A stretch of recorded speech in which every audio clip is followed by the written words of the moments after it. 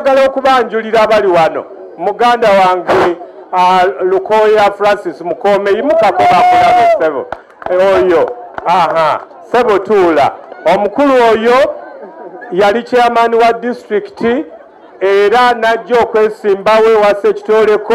n'oluvannyuma ne mutwala Mukono South era ne yesimbayo yonna n'agwa naye gavumenti tugikubidde omulanga ngenze mu buli ofiisi ezisoboka simanyi oba omusajja oyo Kaguta yamukola ki nga musaba abeyo ekyo omulimu gwamuwa Sebo Jeno Katumba okuvuganya kubaawo ayinza okuyitamu oba obutayitamu naye musajja wa masters degree yasoma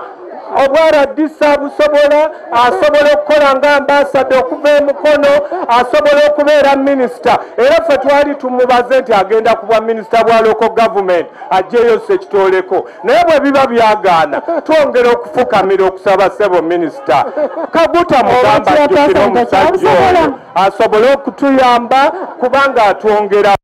naye kano akalulu ka disitulikiti kemuleka omusajja okumwavuwaziza ddala nze ndaba nti oluusi tekituyamba n'ebigambo ebyo njagala okubeebaza olw'okujja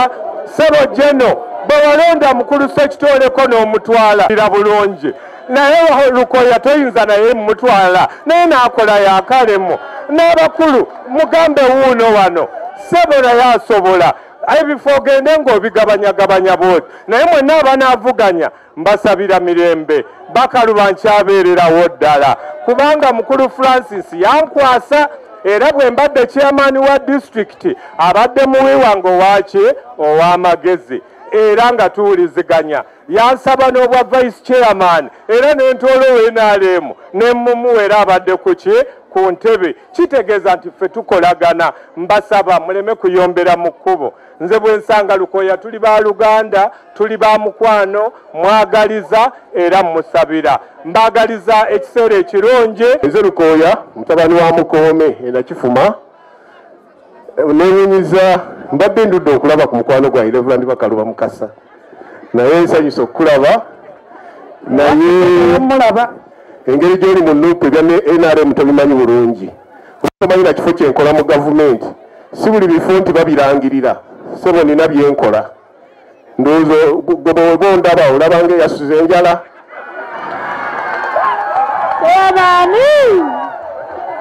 olwekyo mbadde nsabanga nnyo omala okukola risaaki nnyo olwokoyogera ate toyinza kunsabira kifo pulezidenti oyagala kumulaba kakati gw'onoonsabira ekifo n'okisaba wa kubanga ne pulezidenti omulaba ekyo ku ebibyo ebikukwatako taata oli mukwano gwange osobola okutambula obulungi Sebo Jeno njala kutegeeza nti eggombolo na buli gombola yonna emukono njirinamu omukululo ninamu bye nakolamu tewali gombola gye sinaamu mukululo muno ninamu senior secondary school namba gye nazimbe Namanoga weeri Sebo yayisiza ne first grade 13 ku mulundi guno Namanoga Sebo naleeta programu ya kaipu mu gombololo eno bagituwanga ya gombola 3 naye nga tulina gombola 28 nga tulina okulonda ku gombolola 28 gombola 3 programu eyo nagireeta muno nekola enguudo neteekamu n'ekyuma ekyakasooli aye bana kituufu oba kizira kituufu aye bana obugalo Sebo ow'ekitiibwa eggombolo eno eriwala nnyo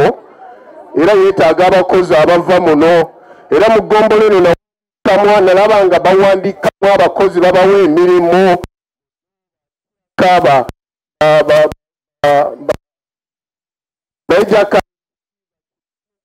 bangi muno baweebwa emirimu gya gavumenti naye ekyo abantu bye bibasanyusa ebyo kyebava banjagala Reverand banjagala lwa nsonga ezo senga naawe obeerako byokubirira n'obeera ebyokwatakwata biyinza okuyamba naye olumu ebintu bye bikuyitirirako obungi oyinza okukwata ng'osika bisubi nga bino tebikyajja na biri omusajja atukoze bulungi Reverand njagala Sebo